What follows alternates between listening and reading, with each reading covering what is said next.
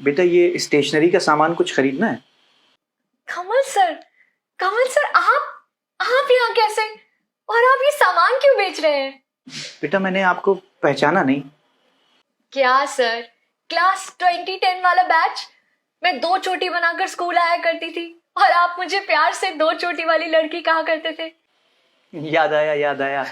वो 2 चोटी वाली पारुल नाम है ना तुम्हारा? बिल्कुल सही पहचाना सर आपने। आप अंदर आइए।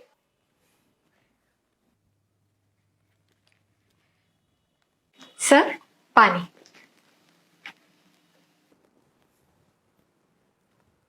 कैसे हैं सर आप? कितने दिनों बाद मिले हैं आप? बेटा मैं ठीक हूँ। लेकिन सर आप ये सामान वगैरह क्यों बेच रहे हैं? बेटा खाली रहता हूँ ना, तो बस टाइम पास के लिए, और कोई बात नहीं है। सर अगर कोई बात है तो आप मुझसे शेयर कर सकते हैं। बताया ना मैंने बेटा, सच में टाइम पास के लिए ही कर लेता हूँ बस, और कोई बात नहीं है। आपकी तो 2 बेटे हैं ना, वो आपको अलाउ कर देते हैं क्या? मतलब उन्हें पता है कि आप ये काम करते हैं? वो तो बेटा मैं चलता हूँ। नहीं सर, मुझे ऐसा लग रहा है कि आप बहुत ज्यादा परेशान हैं। अगर ऐसी कोई भी बात है तो आप मुझे बता सकते हैं।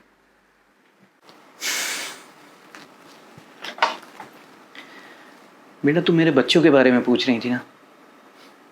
बच्चे कहाँ रहे, बड़े हो गए, वक्त बदल जाता है, लेकिन अफसोस तब होता है जब औलाद बदल जाती है। बच्चों के शौक पूरे करने के लिए तुम्हारी आंटी और मैं जाने क्या क्या जतन किया करते थे, लेकिन हमारी जरूरतें भी बच्चों को बेफजूल लगती हैं।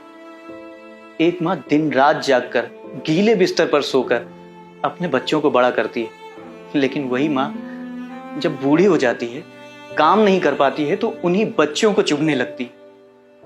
जिन बच्चों पे माँ बाप आंच भी नहीं आने देते, उन बूढ़े माँ बाप को बच्चे दूध में पड़ी मक्खी की तरह अपनी जिंदगी से निकालकर बाहर फेंक देते हैं।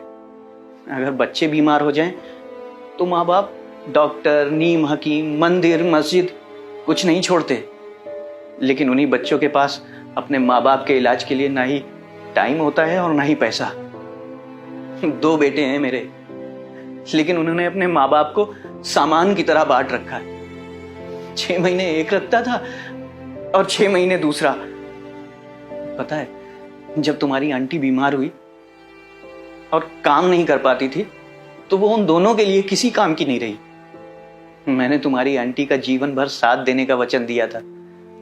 बीमारी की हालत में उन्हें घर से लेकर निकल पड़ा।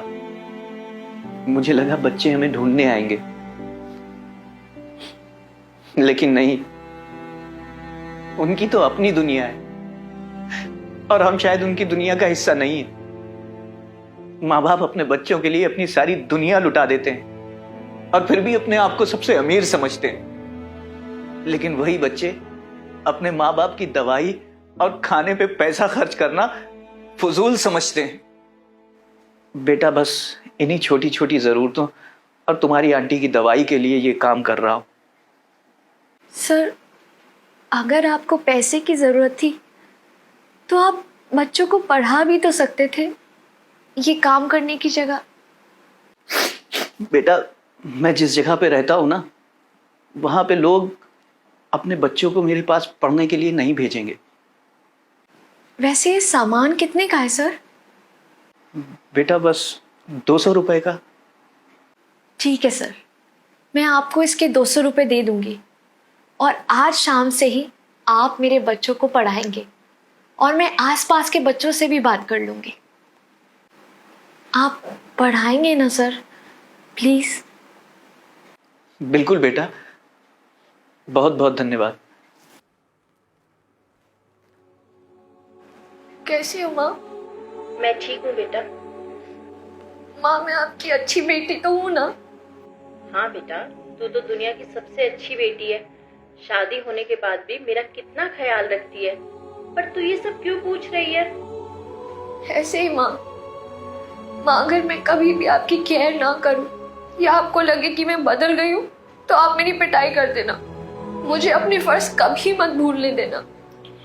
आज तो मेरी बेटी बड़ी बड़ी बातें कर रही है। मेरी पगली बेटी, चल अपना ख्याल रखना। बाय। बाय माँ।